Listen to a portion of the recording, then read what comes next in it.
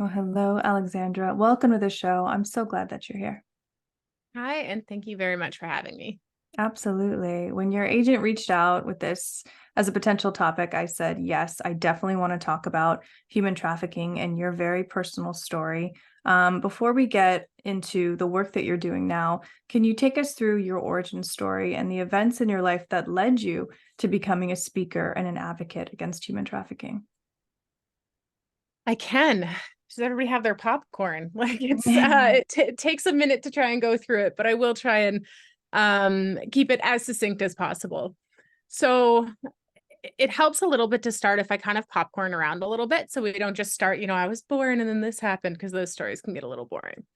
But I was trafficked when I was 20 years old by my boyfriend, and I didn't actually find out I was trafficked until I was in my 30s. And that was really what triggered a lot of the work I do now.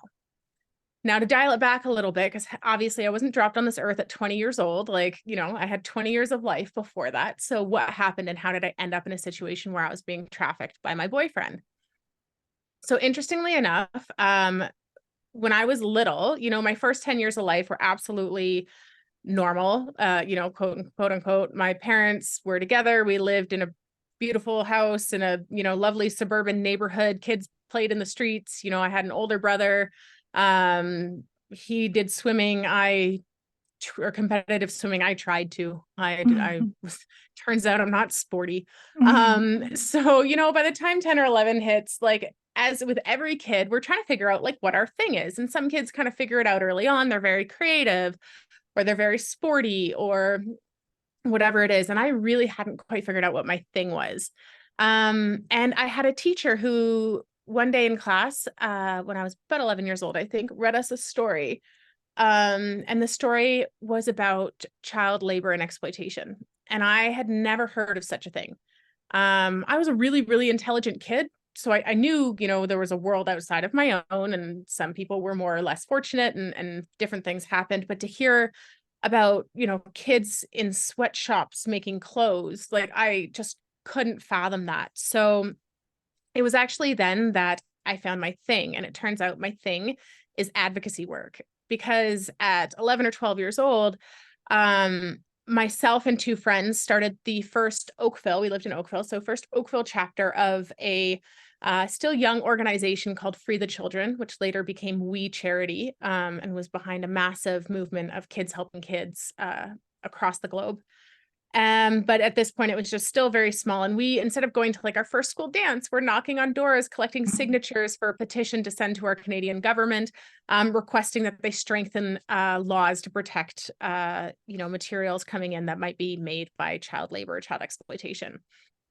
So here I am. I'm pretty sure my parents, are just like high-fiving each other each night, being like, we've won parenting. Yeah. Like our child, doesn't hang at the mall. She sets up a booth at the mall to teach people about child labor and trafficking. And she's speaking to whatever it was, city councils or something like that, like we, brush our shoulders off. We've done parenting. She's good.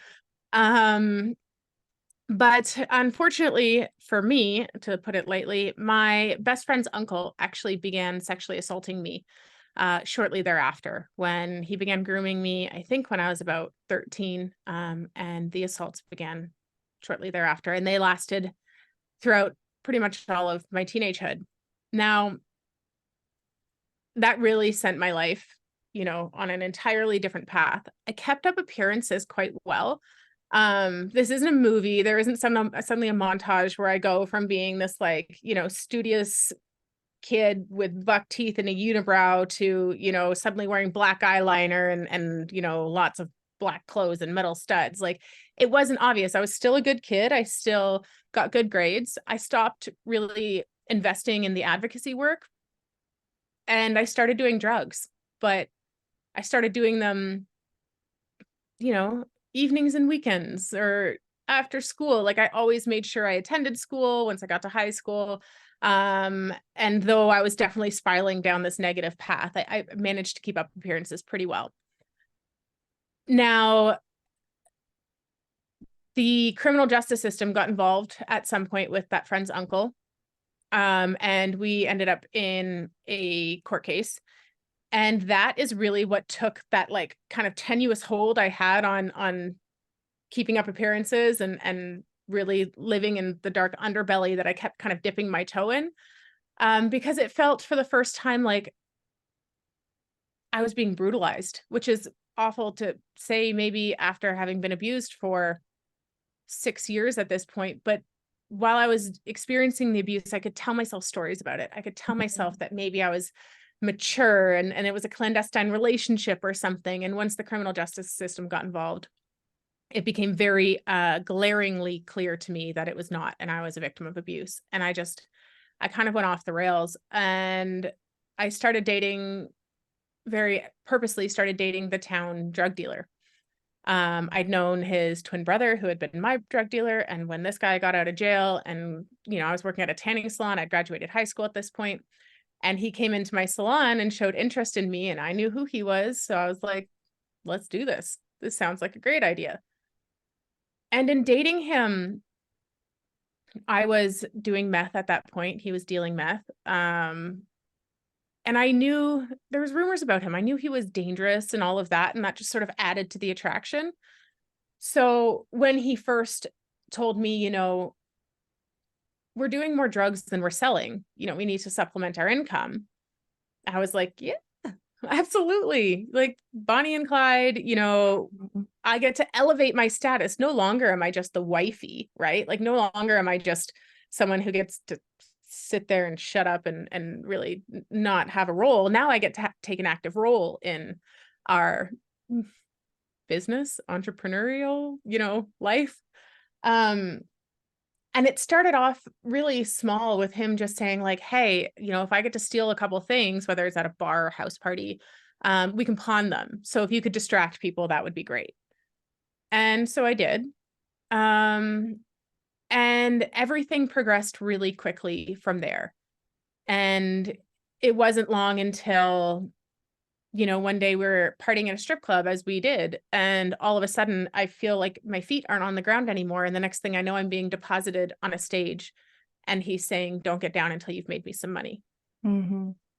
And I found out also he was drugging me and taking pictures of me and doing God knows what with those pictures. I found out he may have been selling them. Like I don't have all the answers. I don't necessarily want them at this point.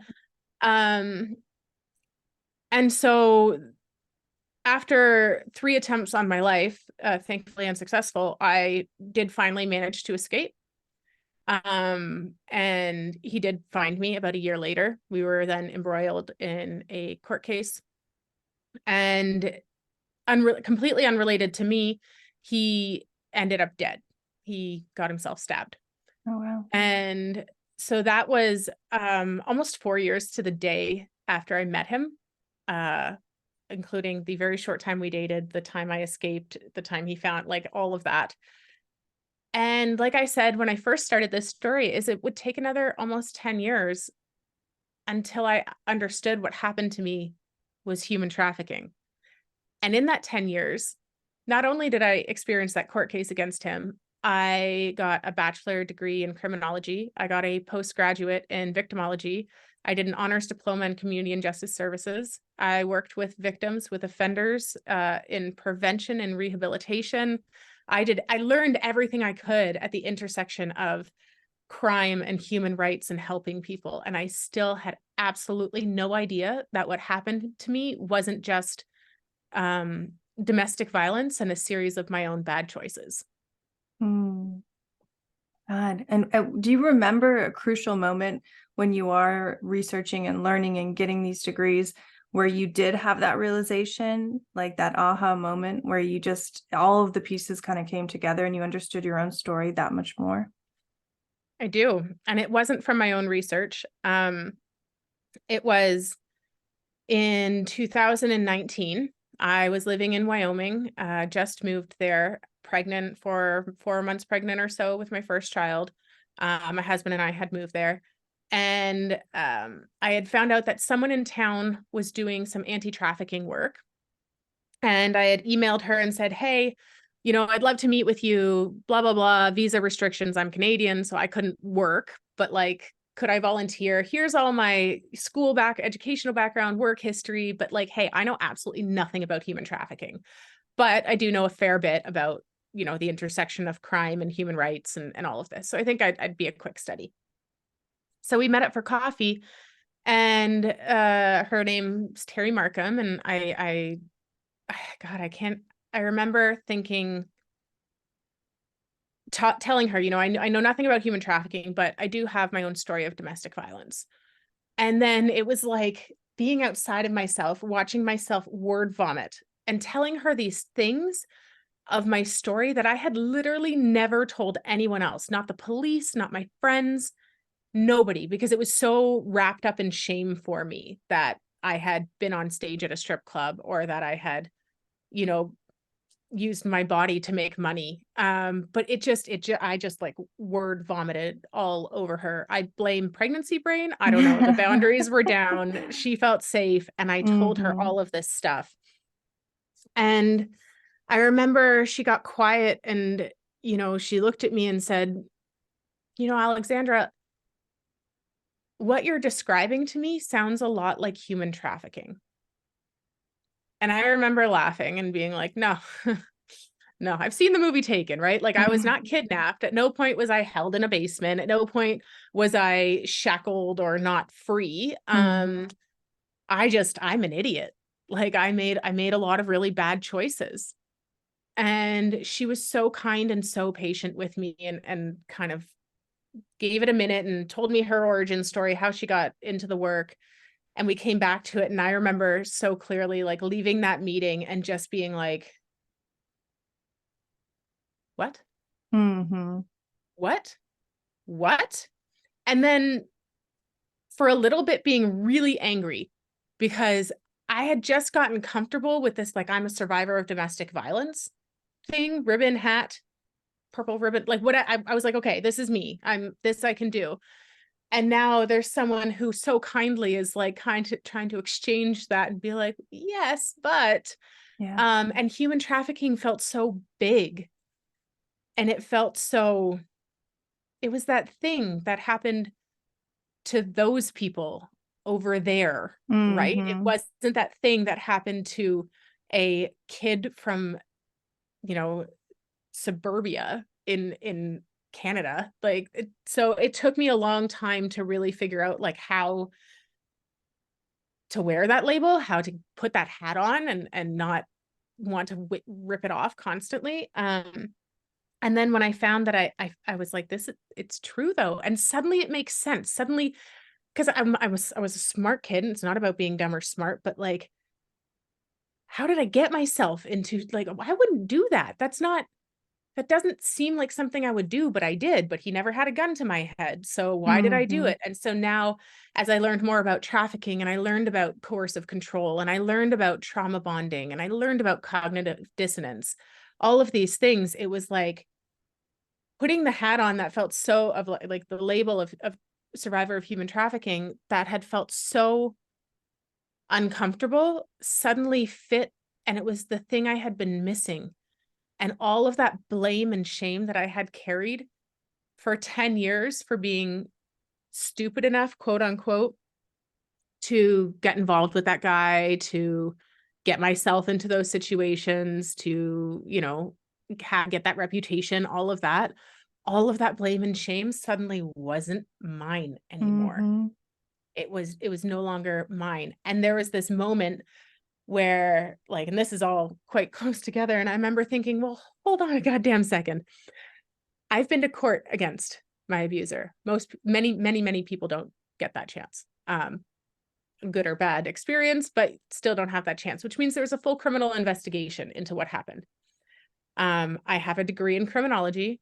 I have a degree in victimology, community and justice services. I've worked in this, like, if I don't know or understand what human trafficking is, and it happened to me, and I work in this field, and I have all this knowledge, how the hell is anyone else supposed to Yeah. even have any idea of what trafficking is? And so from there, Terry and I co-founded Uprising, which is our Wyoming-based nonprofit that focuses on prevention, education, and community awareness and outreach. And then when I moved back to Canada, I started the Laughing Survivor so I could continue to speak out and share my story and kind of use it as this point of like, no, no, no, I'm not shaming anyone for not knowing about this, because of all people, I should have, and I didn't. So let's learn together. I love that. I love that. And that just, you can tell that you're a speaker and you can tell that you've shared your story because you do say it in such a clear way where I'm listening and I'm following it. And you're right. It's like, how did this bright, precocious girl end up here? And it's like, how would that happen? And it's like, because of these circumstances and these people in their coercive ways. So can you talk about some of the biggest misconceptions that you think that you had, that the public probably has, the woman tuning into this, about human trafficking, and how can you educate all of us so that we know exactly what it is and what to look for so we can protect our kids and our communities? Absolutely. The biggest misconception is something I already said. It's that thing that happens to those people over there. Whatever that looks like, that sentence, looks like in your brain, it is a misconception that we all have, that it doesn't happen here. It's not in my small town. It's not in my big city. It's not in Canada. It's not in America. It is a problem for other people. So we need to erase that idea. It is not a problem for other people. It happens everywhere. I think the other big misconception is that it looks like the movie Taken, right? It looks like somebody who's traveling and gets kidnapped. It looks like stranger kidnapping, when we know that I hate statistics because they're always so wrong when you're talking about sort of underbelly crimes. But I will say, of all the survivors I know in the field and stories I've heard, it is 1% of trafficking happens through stranger abduction. Wow. 99% is someone you know, love, and or trust. And that may be someone who was a stranger originally and they found you online, but they took the time to grow your trust. Your child, usually a child, but grow trust, and they become someone you know, love, and trust. And I think the third one that is critical is that victims will self-identify as victims of trafficking, because so many of us had not only did we have no idea we were being trafficked while it happened, we actively spoke out about how much fun we were having and why we loved our jobs, and like, maybe like, well, you're a prude, like, yeah, I use my body, but like, this is the new age, sexuality is freedom, I should have the right to do with my body what I want, like just sort of shouted from the rooftops about how much fun they were having or how much they enjoyed what they were doing. And so many of us are unable to self-identify, and even unable to self-identify until years after exiting, where you're finally able to look back and go, that was awful. I didn't want to do that. I had no choice. I was coerced. It was a life or death situation, or it felt like that, or whatever the situation is. So I think those would be the main things. It's not stranger abduction. It's not a problem just for other people in other countries. It happens right here. And victims, more often than not, will not self-identify. Yeah. That's why having this conversation right now, like, I'm getting chills as you're speaking, because it's so important. The right person hearing this right now is going to say something that will awaken someone else. And it puts a block almost on this continuous process of this happening to each new generation. What are your thoughts on how can we as a community, as individuals, foster a more welcoming, a more supportive environment so that people, A, can self-identify and wake up, and then B, feel comfortable enough, confident enough to come forward? Because again, there's so much shame and guilt involved in this, you don't want to. Yeah. Language, how we talk about people who sell sex, instead of calling someone a prostitute, they may be a prostituted person. And it's not just language specifically around commercial sex, but language around how we shame or don't shame people who are in unsafe situations, like how they get themselves there. Like that sort of, then it's like, oh, well, yeah, people are gonna make, like I got myself here. A lot of us are thinking that. How could I be so dumb? How could I get myself in this situation? I was okay. And I don't know the point at which I wasn't okay, but when I got to that point, there was no dialing back. Yeah. To where to like undo the series of events that have gotten me here. And I think also changing the language or simplifying the idea of what trafficking looks like on the regular, especially domestic sex trafficking, because I think we still have this, like I said, I thought it was bigger. I had this idea that it was like, a Russian oligarch or like a massive motorcycle gang or, a pimp the way you think of a pimp, think of Halloween pimp costume, like that sort of thing. It wasn't just a boyfriend who was like, hey, you're going to help me make some money. So when we simplify the idea as well, I think that's how we can start understanding. And I will do that. And I want to say that I don't know if it's every now, but I would say 90% of talks that I have given, both to adults and to children, I have had a disclosure at the end somehow, whether it's an email sent or someone coming up to me, someone going, that's trafficking. I think I was trafficked, or I think I know someone being trafficked. So if we simplify it out of the legalese, which if you Google, definition of trafficking, you're going to find definitions that frankly confuse me, and I work in this field. But it's basically compelling or coercing someone to provide services, either labor or sex, if we're talking about labor trafficking or sex trafficking.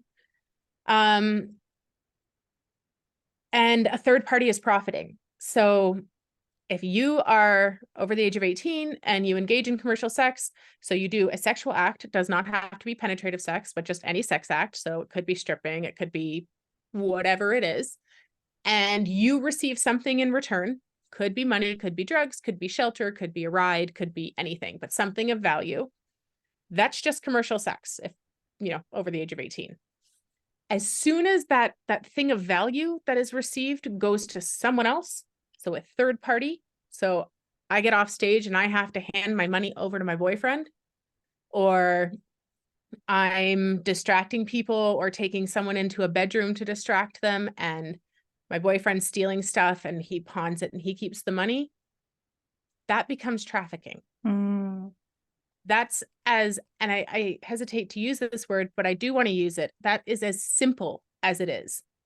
I'm not saying it's easy. It is a horrific crime, but it is not necessarily a massive crime ring. It's not even somebody in a motel room with, men coming in and out of the room constantly. It can be absolutely pimp controlled sex trafficking. That is something that we see hotel rooms and having to make a quota and all of that. But for some others, it can literally be like, hey, babe, we're not going to make rent this month. You better go up and visit the landlord and try and, get him to knock off a couple $100. That can be trafficking. Yeah. Do you feel like the police that you've worked with and worked on these things with, do you feel like they are open to combating this at the highest levels? Because I know so many people went there, especially in Georgia where I am, some high profile people just recently were caught in a sting. And so I feel like there's a lot of resistance as well at the higher levels to break down the walls and to expose how much this really has been happening all over the world. There is resistance. And I think some of that is, and this actually could go back to answering your earlier question of like how to create safe spaces for people to come forward. Once someone turns 18, everyone has this idea of like, well, they're an adult, so they make adult choices now, right? So anyone under the age of 18, if you find out they're selling sex, first of all, that's automatic trafficking. Someone under the age of 18 cannot legally agree to commercial sex. But somebody doesn't just like on their 18th birthday turn around and be like, yes, I think this is what I'm going to do now. Unless there is something that they've already been doing it, or they're being manipulated into it, or they have a history of trauma. Right. 99% of the time there's that. So when it comes to the police, I think I am seeing a shift in attitude that I'm really positive about, because before, and part of the reason I didn't disclose details of my story, and the police certainly didn't ask questions when I was going through the court case against my trafficker, is because in my head, everyone knows police doesn't care about hookers. Nobody cares about hookers, right? The police they're not going to help out a stripper, right? Like these are the names I was calling myself. So I'm like, unless they ask me exactly how I'm making my money, I am not answering that question. And I also had like a regular job as well. So it was a good friend. Like they had reasons not to ask those questions, but I wasn't about to disclose to them. And historically, the relationship between police and prostituted people has been so problematic. There's so many tales of like, well, I guess I won't write you up if you, wink, wink, nudge, nudge. And so they're being exploited by their trafficker or by the system. And then the people who are supposed to help them come in and exploit them, because there's this idea like you do it anyway. So who cares? Right. So I think what I'm feeling so positive about is law enforcement who recognize, not just are like, how can we do great, but recognize all the harm that has been done over the years and are willing to not only learn to do better, but sit within that harm. So they can understand the people they're dealing with and understand why they may, spit in the face of someone who looks like they're trying to help them. Yeah, you may be a good cop, but the 7 cops that came into contact before you maybe weren't. So when I'm training law enforcement now, I'm getting so many awesome questions of like, what helped you? What didn't? How can I be the cop you needed when you were being exploited? How, like everything from how can I place my body? Where should I sit? What can I do? Is this appropriate? Is it not appropriate? And I certainly cannot speak, like give a checklist of, yes, it's okay to sit next to them because everyone is different. But I can say, if you're in uniform, right then and there, you need to find a way to make yourself look smaller. Even if you're not a big person, the uniform makes you look big. The gun on your hip makes you look threatening. You need to find a way to make yourself look non-threatening, especially to someone who has had to gauge within seconds who is a physical danger to them or not. Yeah. And not gauging right has had dire consequences. So I am seeing that. I am seeing, obviously, there's cover up. Uprising ran a sting operation in Wyoming with law enforcement, and one of the guys arrested was an ex-Wyoming senator. Like, yeah, this happens. So there is this push-pull of like, we want to expose this. We need people to understand the complexity of this. It's not just as soon as someone's 18, we wash our hands of them and say, well, if that's what you want to do, all the power to you. You have to understand, neuromaturation. You have to understand the complexities of trauma bonding, coercive control, cognitive dissonance.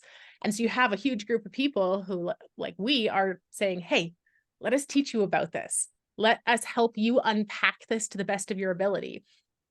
And then undoubtedly, and I can't speak with detail or point fingers, but there is going to be a side of like higher ups who use these services on a regular basis or have, and don't want things exposed and don't want people to suddenly, they don't want to unravel the myth of the happy hooker, right? Right. That they're just paying someone's wage. Like, who cares? It's the same thing as getting a burger. I'm just helping out a hardworking person. No, like we have to unravel that. But when you do that, suddenly these people are no longer helpful citizens. They are perpetrators of harm. Right. So I think there's definitely some, there's a push-pull there of where the truth will land and where it will come out. Well, be careful in your work. That's all I'll say. I know it sounds dramatic, but I'm serious. We've covered a lot, and I feel already like I've learned so much. So thank you. If there were any final message that you would want to leave with the listener, what would that be? This is a motherhood podcast, so I will direct it that way. Please be super careful about online safety. I am not here to judge anyone who gave their kid a phone at 2 or is refusing to give their kid a phone until they're 12 or 20 or whatever. I'm not here to set you timelines and tell you when is good and when is bad. But online exploitation and sextortion is a booming business.